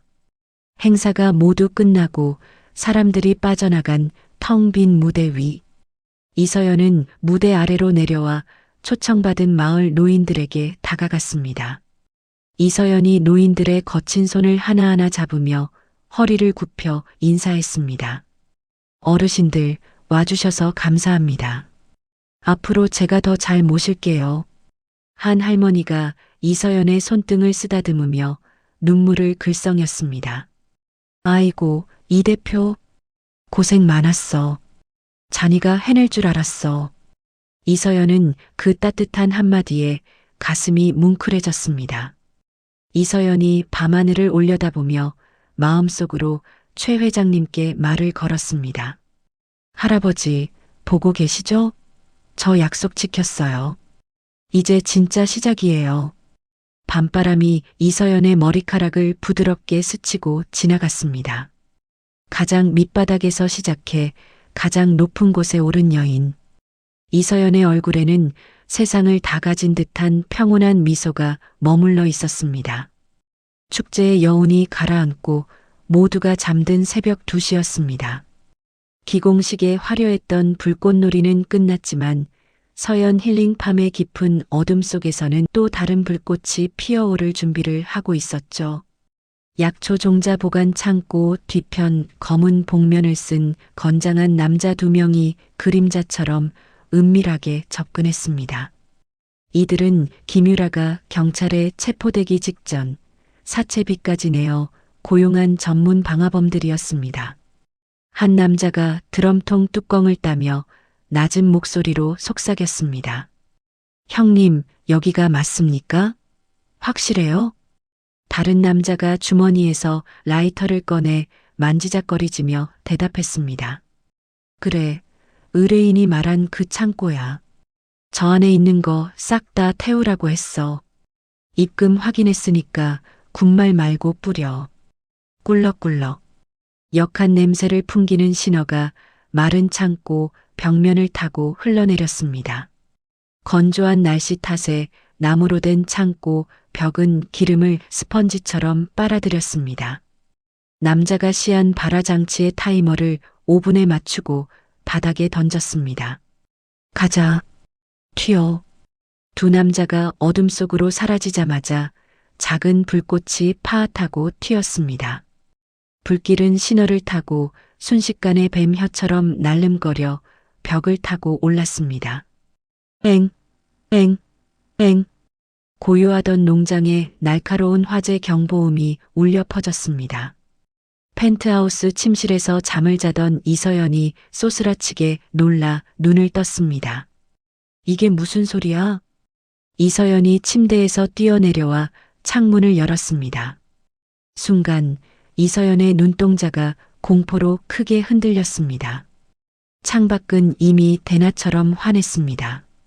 가장 아끼던 약초 종자 보관 창고가 시뻘건 화염에 휩싸여 타오르고 있었던 것입니다. 안 돼. 내 종자들. 이서연이 비명을 지르며 맨발로 방을 뛰쳐나갔습니다. 슬리퍼를 신을 생각도 못한 채 이서연은 계단을 구르듯 뛰어내려와 마당으로 달려갔습니다. 매캐한 연기가 농장을 뒤덮고 있었고 숙직실에서 나온 직원들이 우왕좌왕하며 소화기를 뿌려대고 있었습니다. 하지만 거센 불길은 소화기 몇 개로는 어림도 없었습니다. 물 가져와. 빨리. 소방차 불렀어? 아직 안 왔어? 아비규환이 따로 없었습니다. 이서연이 불타는 창고 앞으로 달려가려 하자 경비반장이 앞을 가로막았습니다. 대표님, 가시면 안 됩니다. 너무 위험해요. 이서연이 반장의 팔을 뿌리치며 절규했습니다. 비키세요. 저 안에 할아버지가 남기신 종자가 있다고요. 저거 다 타면 끝이에요. 그 종자들은 최 회장이 평생을 바쳐 모은 토종 약초의 씨앗들이었고 이 리조트의 심장이나 다름없는 것들이었습니다. 이서연의 눈에 불길 따위는 보이지 않았습니다. 오직 종자를 지켜야 한다는 일념뿐이었습니다. 이서연이 옆에 있던 물통을 들어 머리에 쏟아부었습니다. 그리고 바닥에 있던 젖은 담요를 뒤집어 쓰고는 망설임 없이 불구덩이 속으로 몸을 던졌습니다. 대표님, 직원들의 비명소리가 뒤따랐지만 이서연의 모습은 이미 연기 속으로 사라진 뒤였습니다. 같은 시각, 농장 외곽 숲속. 기공식장에서 쫓겨난 뒤 갈 곳이 없어 숲에 숨어있던 박민석이 나무 뒤에서 이 광경을 지켜보고 있었습니다. 박민석은 추위와 배고픔에 떨다가 갑자기 치솟는 불길을 보고 눈이 휘둥그레졌습니다. 박민석의 입가에 비릿한 미소가 번졌습니다. 흐흐. 그래, 잘한다. 다 타버려라. 내 것이 안 될 바에야 차라리 잿더미가 되는 게 낫지. 박민석이 낄낄거리며 불 구경을 했습니다. 하지만 불길이 점점 거세져 자신이 숨어있는 숲 쪽으로 불티가 날아오자 박민석의 표정이 순식간에 공포로 바뀌었습니다. 이쪽으로 오잖아. 아이고, 나 죽네. 박민석이 머리를 감싸 쥐고 바들바들 떨며 나무 뿌리 밑으로 기어 들어갔습니다. 살려주세요. 저 여기 있어요. 아무나 좀 구해줘요. 박민석은 혹시라도 방화범으로 오해받을까봐 뛰쳐나가지도 못하고 그저 웅크린 채 벌벌 떨기만 했습니다. 그 모습이 겁먹은 들쥐꼴이나 다름없었습니다. 유치장 안. 좁은 독방에 갇힌 김유라는 잠을 이루지 못하고 철창에 매달려 있었습니다. 작은 창문 너머로 멀리서 붉은 기운이 하늘을 물들이는 것이 보였습니다. 김유라가 섬뜩한 미소를 지으며 중얼거렸습니다. 했구나. 드디어 했어. 김유라가 손톱으로 벽을 긁으며 히스테릭하게 웃었습니다. 이서연, 넌 이제 끝이야. 그 잘난 1200억? 다 제로 만들어줄게. 나만 망할 순 없지. 으하하. 김유라의 광기 어린 웃음소리가 차가운 유치장 복도에 울려 퍼졌습니다. 옆방에 있던 수감자가 소리쳤습니다. 아, 좀 닥쳐. 잠 좀 자자, 미친년아. 하지만 김유라는 들리지 않는다는 듯 계속해서 붉은 하늘만 바라보았습니다. 다시 화재 현장. 창고 안은 그야말로 지옥불이었습니다. 콜록, 콜록. 이서연이 바닥을 기어가며 심한 기침을 토해냈습니다. 뜨거운 열기가 피부를 찌르듯이 아파왔고 매캐한 연기 때문에 앞이 보이지 않았습니다. 이서연이 더듬거리며 외쳤습니다. 어디 있어? 제발. 천장에서 불타는 나무 조각들이 비 오듯 쏟아져 내렸습니다. 이서연이 젖은 담요로 머리를 감싸며 필사적으로 구석으로 기어갔습니다. 그곳에는 특수 제작된 철제 보관함이 있었습니다. 이서연이 뜨겁게 달궈진 보관함 손잡이를 잡았습니다. 아, 뜨거. 손바닥 살이 타는 듯한 고통이 느껴졌지만 이서연은 손을 놓지 않았습니다. 이건 할아버지 목숨이야. 절대 못 잃어. 이서연이 이를 악물고 보관함을 열어 그 안에 든 작은 종자 상자를 품에 안았습니다. 마치 아이를 안듯 소중하게 감싸 안았습니다. 그때였습니다.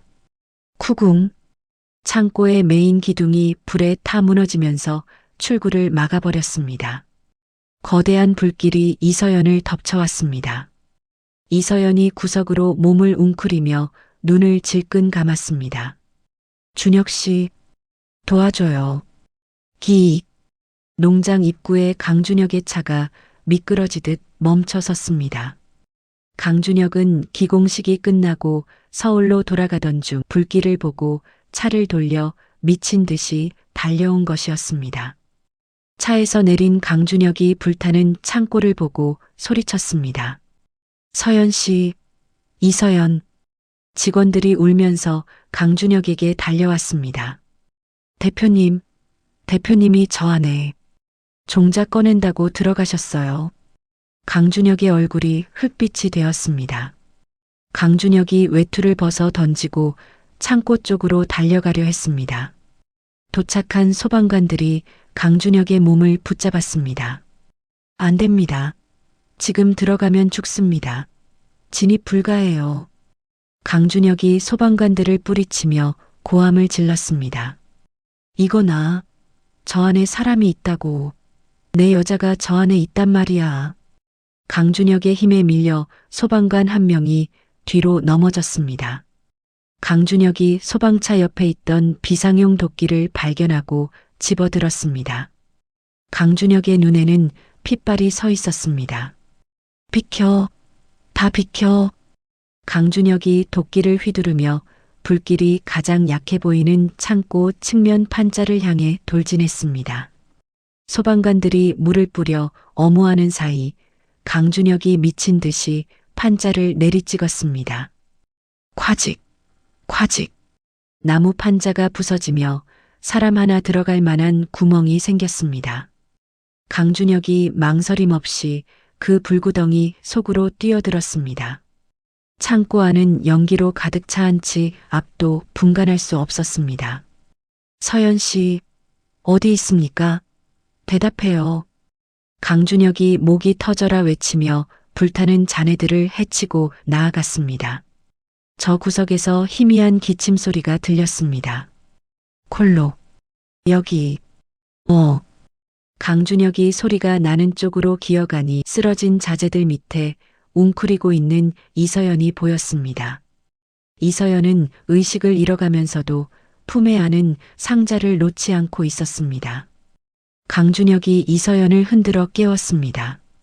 서연 씨, 정신 차려요. 제가 왔습니다.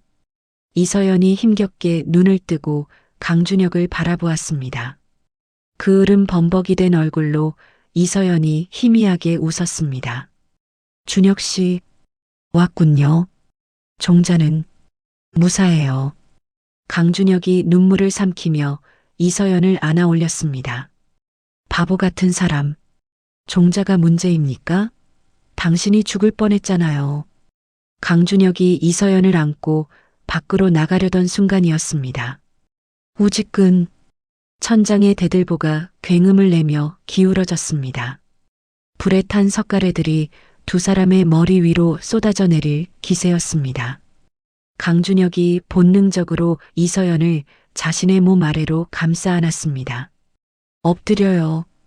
강준혁의 외침과 동시에 엄청난 폭발음이 들렸습니다. 쾅! 창고 지붕이 완전히 무너져 내리며 거대한 불기둥이 밤하늘로 치솟았습니다. 대표님, 준혁 씨. 밖에서 지켜보던 사람들의 비명이 새벽 공기를 찢어발겼습니다. 무너진 잔해 위로 시뻘건 불길만이 춤을 추고 있었습니다. 누구도 생사를 장담할 수 없는 절망적인 순간이었습니다. 하얀 천장이 빙글빙글 돌고 있었습니다. 규칙적인 기계음 소리가 귓가를 맴돌았습니다. 비, 비, 비. 이서연이 무거운 눈꺼풀을 힘겹게 들어 올렸습니다. 소독약 냄새가 코를 찔렀습니다. 흐릿한 시야가 서서히 선명해지자 침대 옆에 앉아 쪽잠을 자고 있는 한 남자가 보였습니다. 머리에 하얀 붕대를 감은 강준혁이었습니다. 이서연이 마른 입술을 달싹이며 불렀습니다. 준혁 씨. 강준혁이 그 작은 소리에 화들짝 놀라 눈을 떴습니다. 강준혁이 이서연의 손을 두 손으로 감싸쥐며 울먹였습니다. 서연 씨, 정신이 드십니까? 저 알아보시겠어요? 이서연이 고개를 살짝 끄덕이며 물었습니다.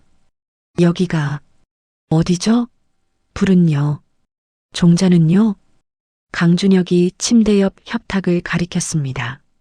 그곳에는 겉면이 검게 그을린 철제 상자가 놓여 있었습니다. 강준혁이 안도의 한숨을 내쉬며 말했습니다.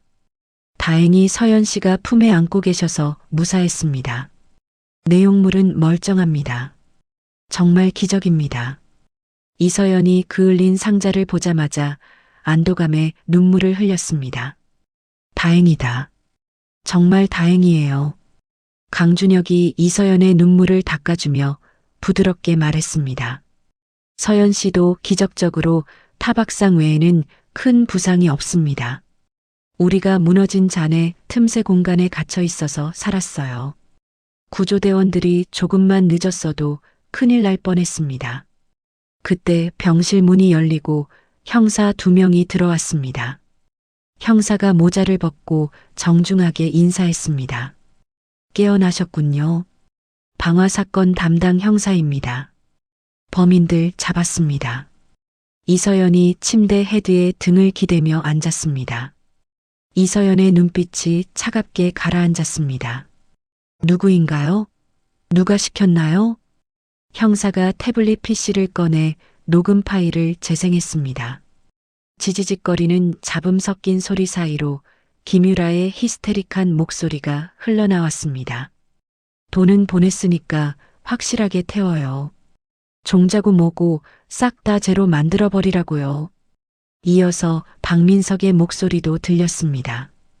어이, 그 신호랑 라이터는 내가 창고 뒤편 개구멍에 숨겨놨으니까 그거 써.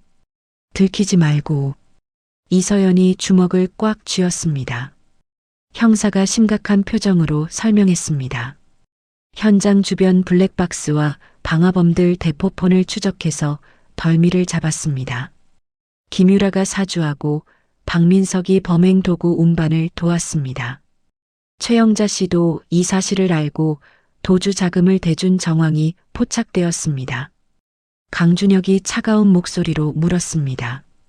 그래서 그 작자들 지금 어디 있습니까? 형사가 짧게 대답했습니다. 지금 검거하러 갑니다. 같은 시각 병원 VIP 병동. 최영자가 환자복을 입은 채 깎은 사과를 아삭아삭 씹어먹고 있었습니다.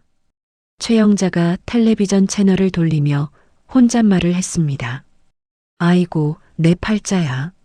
며느리 잘못 만나서 이 늙은이가 무슨 고생이람. 근데 민석이 이놈은 어디 가서 코빼기도 안 보여? 최영자가 사과 한 조각을 더 집어드는 순간 병실 문이 쾅 열리고 형사들이 들이닥쳤습니다. 최영자 씨, 특수방화교사 방조 및 업무상 횡령 혐의로 체포합니다. 최영자가 먹던 사과를 떨어뜨리며 소리쳤습니다. 뭐야? 당신들 누구야? 나 환자야. 지금 심장이 벌렁거려서 숨도 못 쉬는데. 최영자가 가슴을 부여잡고 침대 위로 쓰러지는 연기를 시작했습니다. 아이고, 나 죽네. 의사 불러. 사람 죽어. 형사가 최영자의 팔을 잡아 끌며 단호하게 말했습니다. 쉬어하지 마십시오. 담당 의사 소견서 이미 받았습니다. 지극히 정상이시랍니다. 일어나세요. 형사가 최영자의 손목에 수갑을 채웠습니다. 철커덕. 차가운 금속의 감촉에 최영자가 비명을 질렀습니다. 이거 안 풀어? 내가 누군지 알아? 나 1200억 회장 시어머니. 형사가 최영자를 일으켜 세워 밖으로 끌고 나갔습니다. 병원 복도에 있던 환자와 간호사들이 끌려가는 최영자를 보며 수군거렸습니다. 최영자는 맨발에 슬리퍼만 신은 채 질질 끌려가며 악을 썼지만 아무도 그녀를 동정하지 않았습니다.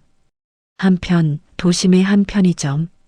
며칠째 숲속과 거리를 전전하던 박민석이 모자를 깊게 눌러쓰고 들어왔습니다. 박민석의 꼴은 말이 아니었습니다.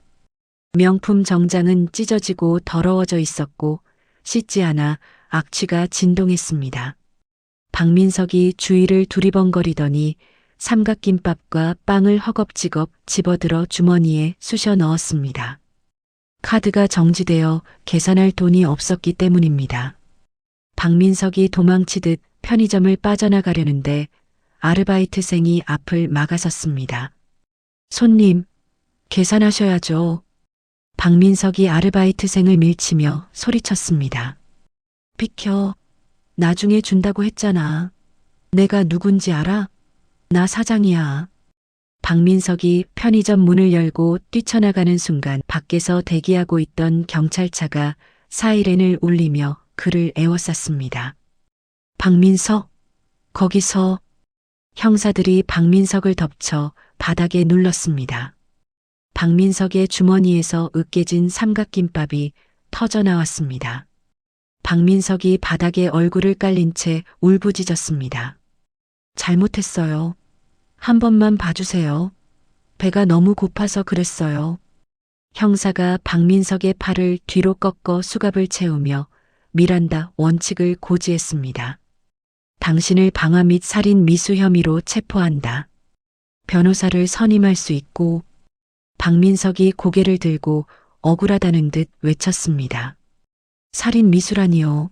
난 그냥 불만 지르라고 했지 죽이라고는 안 했다고요. 억울해요. 지나가던 시민들이 그 모습을 스마트폰으로 찍으며 혀를 찼습니다. 저 사람 뉴스에 나온 그 남편이네. 쌤통이다. 천벌 받은 거지. 경찰서 유치장 앞 복도. 조사를 받기 위해 끌려온 최영자, 박민석, 김유라가 마주쳤습니다. 세 사람 모두 포승줄에 묶인 초라한 몰골이었습니다. 최영자가 김유라를 보자마자 달려들어 머리채를 잡았습니다. 이 나쁜 년, 네가 시켰지? 네가 우리 민석이 꼬드겨서 불 지르라고 했지. 김유라가 비명을 지르며 최영자의 머리카락을 맞잡았습니다. 이 늙은 여우가 어디서 덤터기를 씌워. 할망구가 돈 대줬잖아. 며느리 망하라고 고사 지낸 게 누군데. 박민석이 가운데서 말리려다 같이 엉겨 붙었습니다. 아, 그만들 좀 해. 엄마도 유라 너도 다 똑같아. 나만 중간에서 이게 뭐야. 경찰서 안이 순식간에 난장판이 되었습니다. 형사들이 달려와 그들을 떼어놓으며 호통을 쳤습니다. 조용히 안 해? 여기가 시장 바닥인 줄 알아. 떼어놓아진 세 사람은 서로에게 침을 뱉으며 저주를 퍼부었습니다. 너 때문에 망했어. 내 돈 내놔. 그들의 추악한 민낯이 낱낱이 드러나는 순간이었습니다. 이 장면은 방송사 카메라에 고스란히 담겨 저녁 뉴스 톱기사를 장식했습니다. 1200억 상속녀 방화 사건의 전말. 전 남편 일가의 추악한 민낯. 뉴스를 본 국민들의 분노가 폭발했습니다. 청와대 국민청원 게시판에는 살인 미수범들을 엄벌에 처해달라는 청원이 올라온 지 하루 만에 50만 명을 돌파했습니다. 며칠 후 이서연이 휠체어를 타고 화재 현장을 찾았습니다. 강준혁이 뒤에서 휠체어를 밀어주었습니다. 창고는 시커먼 뼈대만 앙상하게 남아 처참한 모습이었습니다. 매캐한 냄새가 아직도 코를 찔렀습니다. 이서연이 잿더미가 된 바닥을 바라보다가 휠체어를 멈춰 세웠습니다. 준혁 씨, 잠깐만요. 이서연이 손가락으로 검게 그을린 땅의 한 구석을 가리켰습니다. 저기 좀 보세요. 강준혁이 시선을 돌린 곳에는 놀랍게도 새파란 새싹 하나가 재를 뚫고 올라와 있었습니다. 불길 속에서도 살아남은 생명이었습니다. 이서연의 눈에 눈물이 고였습니다. 살았어요. 땅이 살아있어요. 강준혁이 이서연의 어깨에 손을 올리며 힘주어 말했습니다. 네. 서연 씨처럼 강인한 생명력입니다. 이 땅은 죽지 않았습니다. 이서연이 눈물을 닦으며 고개를 끄덕였습니다. 다시 시작할 수 있겠죠? 이 새싹처럼요. 강준혁이 이서연의 앞에 무릎을 꿇고 앉아 눈을 맞췄습니다. 물론입니다. 제가 돕겠습니다. 이곳에 불타버린 창고 대신 더 크고 안전한 연구소를 짓죠. 아무도 넘볼 수 없는 당신만의 성을 만드는 겁니다. 이서연이 강준혁의 손을 잡으며 옅은 미소를 지었습니다. 고마워요. 이제 정말 두렵지 않아요. 다음 날 강준혁은 병원 로비에서 긴급 기자회견을 열었습니다. 수많은 마이크와 카메라가 그를 향해 있었습니다. 머리에 붕대를 감은 채 단상에 선 강준혁의 표정은 결연했습니다. 강준혁이 준비된 원고를 읽어 내려갔습니다. 본 사건은 단순한 방화가 아닙니다. 한 여성의 헌신과 노력을 짓밟으려 했던 계획적인 살인 미수입니다. 카메라 플래시가 쉴 새 없이 터졌습니다. 강준혁이 카메라를 정면으로 응시하며 선언했습니다. 피해자 이서연 대표를 대신하여 말씀드립니다. 우리는 가해자들에 대해 어떠한 합의나 선처도 거부합니다. 민형사상 모든 법적 수단을 동원하여 그들이 지은 죄값을 뼈저리게 치르게 할 것입니다. 기자들이 질문을 쏟아냈습니다. 전 남편 측에서 선처를 호소한다고 하던데요. 강준혁이 단호하게 잘라 말했습니다. 가족이라는 이름으로 자행된 폭력은 더 엄중하게 다스려야 합니다. 그들은 가족이 아니라 파렴치한 범죄자일 뿐입니다. 강준혁의 단호한 태도에 여론은 더욱 들끓었습니다. 인터넷에서는 이서연을 응원하는 챌린지가 이어졌고 리조트 사업에 대한 지지와 투자 문의가 빗발쳤습니다. 유치장 독방에 갇힌 김유라는 사시나무 떨듯 떨고 있었습니다. 면회 온 변호사가 전해준 소식은 절망적이었습니다. 김유라 씨 상황이 안 좋습니다. 여론이 최악이라 판사님도 중형을 피하기 어려울 것 같다고 하네요. 게다가 사채업자들이 밖에서 벼르고 있어서 차라리 감옥에 있는 게 안전할 수도 있습니다. 김유라가 머리를 쥐어뜯으며 비명을 질렀습니다. 안 돼. 난 시키는 대로 했을 뿐이라고. 박민석 그 새끼가 다 꾸민 짓이야. 옆방에 있던 박민석이 벽을 걷어차며 소리쳤습니다. 야, 거짓말하지 마. 네가 불 지르면 10억 준다고 꼬셨잖아. 두 사람의 싸움 소리가 유치장 복도에 공허하게 울렸습니다. 병실로 돌아온 이서연은 창밖을 바라보고 있었습니다. 겨울이 지나고 봄이 오듯 잿더미 속에서도 희망은 싹트고 있었습니다. 이서연이 가슴에 손을 얹었습니다. 심장이 힘차게 뛰고 있었습니다. 그녀는 살아남았고 승리했습니다. 이제 남은 것은 저 악한들을 법의 심판대에 세우고 자신의 꿈을 보란 듯이 꽃피우는 일뿐이었습니다. 이서연의 얼굴에 비장하면서도 평온한 미소가 떠올랐습니다. 다 끝났어. 이제 진짜 내 인생을 사는 거야.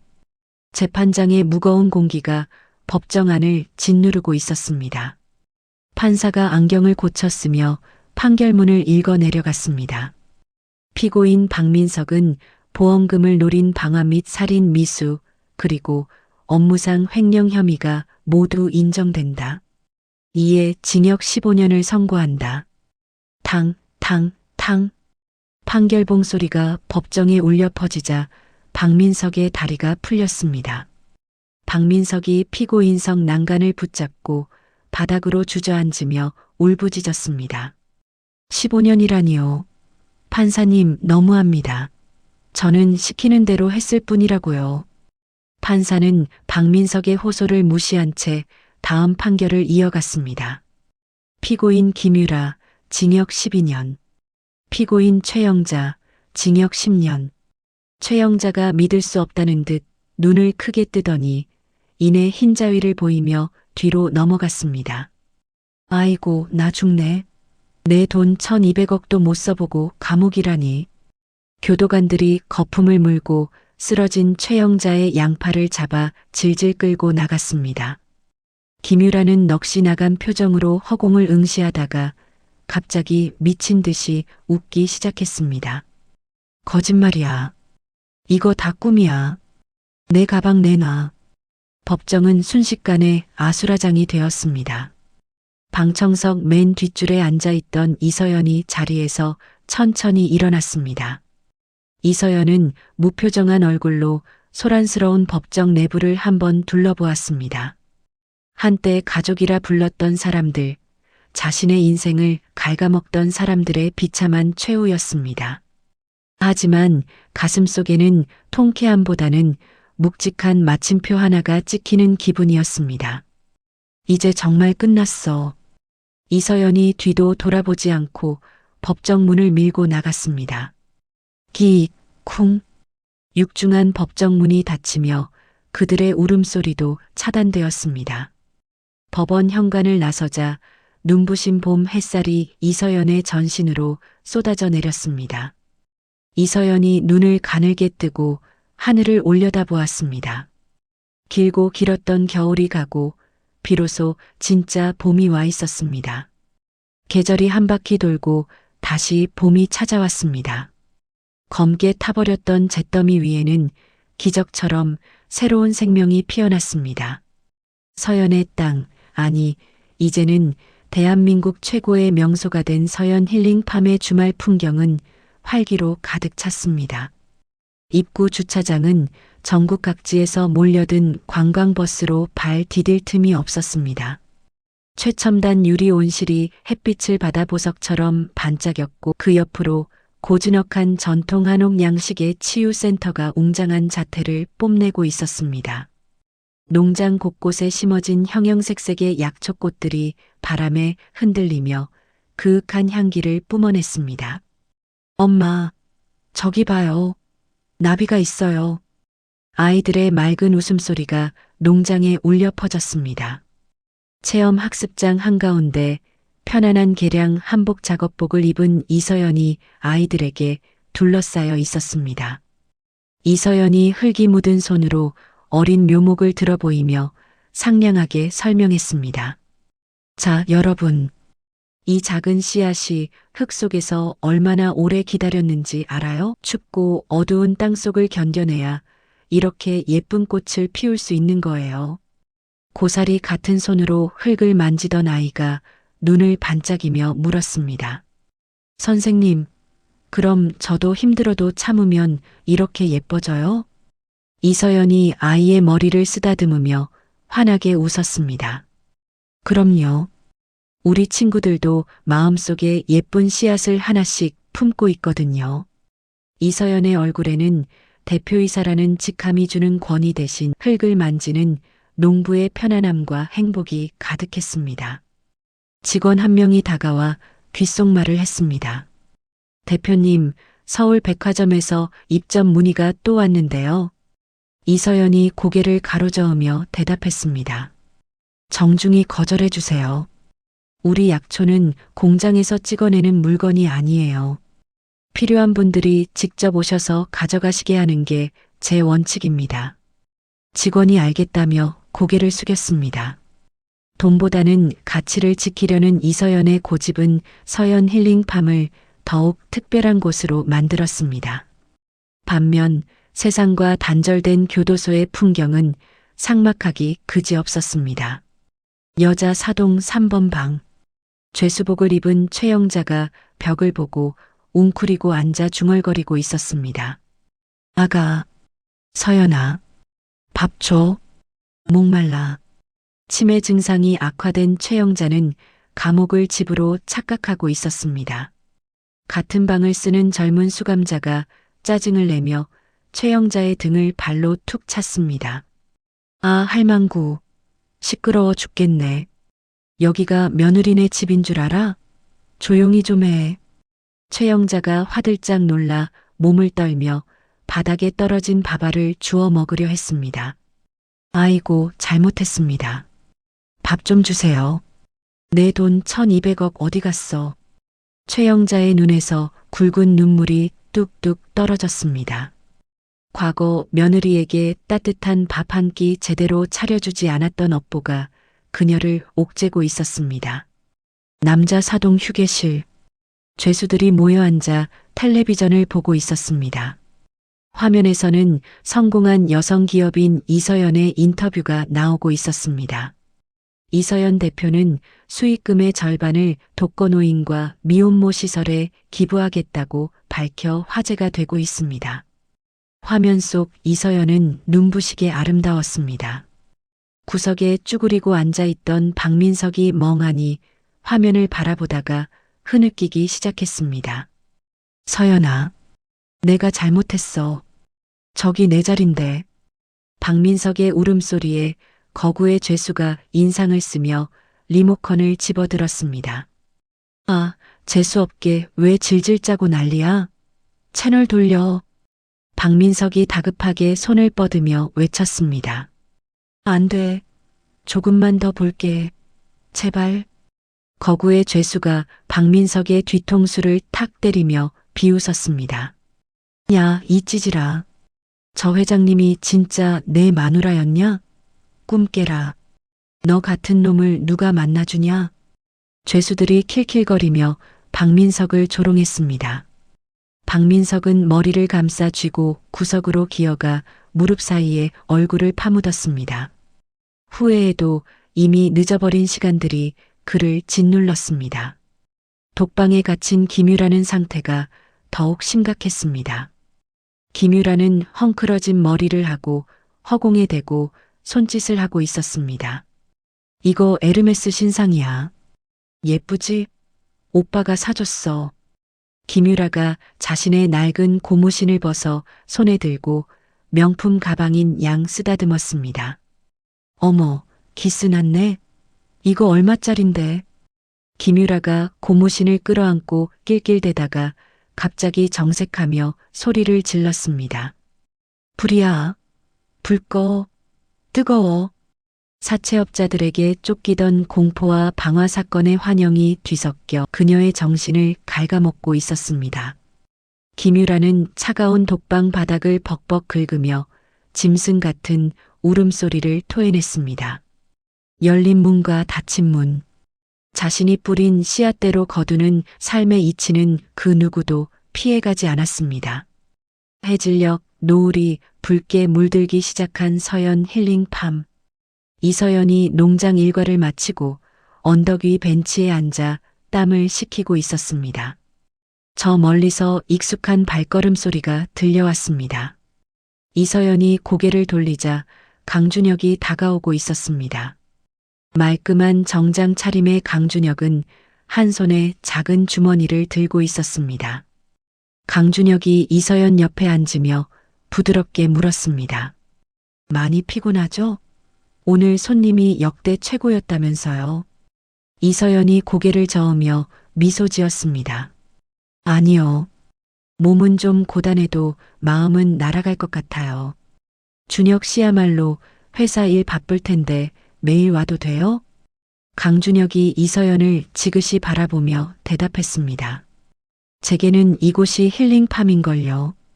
당신을 보는 게 저한테는 휴식입니다. 이서연의 얼굴이 노을빛처럼 붉어졌습니다. 강준혁이 들고 있던 작은 주머니를 이서연에게 내밀었습니다. 선물입니다. 이서연이 주머니를 열어보았습니다. 반짝이는 다이아몬드 반지도 명품 목걸이도 아니었습니다. 그 안에는 작고 까만 씨앗들이 가득 들어 있었습니다. 이서연이 눈을 동그랗게 뜨고 물었습니다. 이게 뭐예요? 강준혁이 쑥스러운 듯 웃으며 말했습니다. 천년초 씨앗입니다. 천년을 산다는 전설의 약초죠. 꽃말이 변치 않는 사랑이라고 하더군요. 강준혁이 이서연의 손을 조심스럽게 잡았습니다. 그의 손은 따뜻하고 단단했습니다. 서연 씨, 저랑 같이 이 씨앗 심어주지 않겠습니까? 싹이 트고 꽃이 피고 열매를 맺을 때까지. 평생 당신 곁에서 함께 흙을 만지고 싶습니다. 그 어떤 화려한 프로포즈보다 서연의 마음에 깊이 와닿는 고백이었습니다. 이서연의 눈가에 맑은 이슬이 맺혔습니다.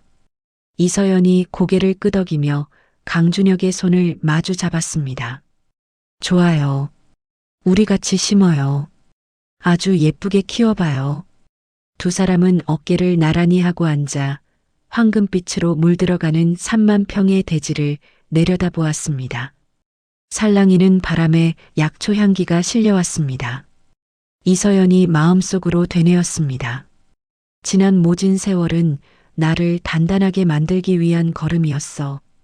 덕분에 이렇게 아름다운 꽃을 피울 수 있었으니까. 저 멀리 온실 지붕 위로 붉은 태양이 넘어가고 있었습니다.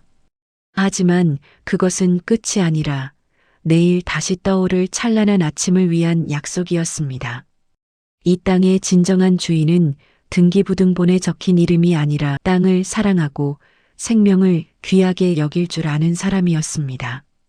이서연과 강준혁 두 사람의 실루엣이 하나로 겹쳐지며 아름다운 저녁 풍경 속에 녹아들었습니다.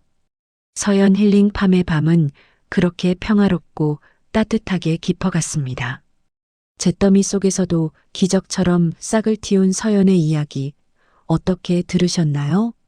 탐욕에 눈이 멀어 가족을 버린 이들은 결국 차가운 철창 신세가 되었지만 묵묵히 땀 흘리며 땅을 지킨 서연은 진정한 주인으로서의 삶과 사랑을 모두 얻었습니다. 1200억이라는 엄청난 숫자보다 더 빛났던 건 화마 속에서도 생명을 지키려 했던 그녀의 단단한 마음과 신념이 아니었을까 싶습니다. 인생의 겨울이 아무리 춥고 길어도 언젠가는 반드시 따뜻한 봄이 온다는 사실을 서연이 우리에게 증명해 보였습니다. 지금 혹시 춥고 어두운 터널을 지나고 계신 분이 있다면 서연의 이야기처럼 여러분의 마음속에 품은 희망의 씨앗도 곧 찬란하게 꽃피우길 진심으로 응원하겠습니다. 악인은 벌을 받고 착한 사람은 복을 받는다는 당연한 이치가 여러분의 삶에도 가득하기를 바랍니다. 이야기를 끝까지 들어주신 분이 계시다면 잘 들었다고 댓글 하나만 남겨주세요. 감사합니다.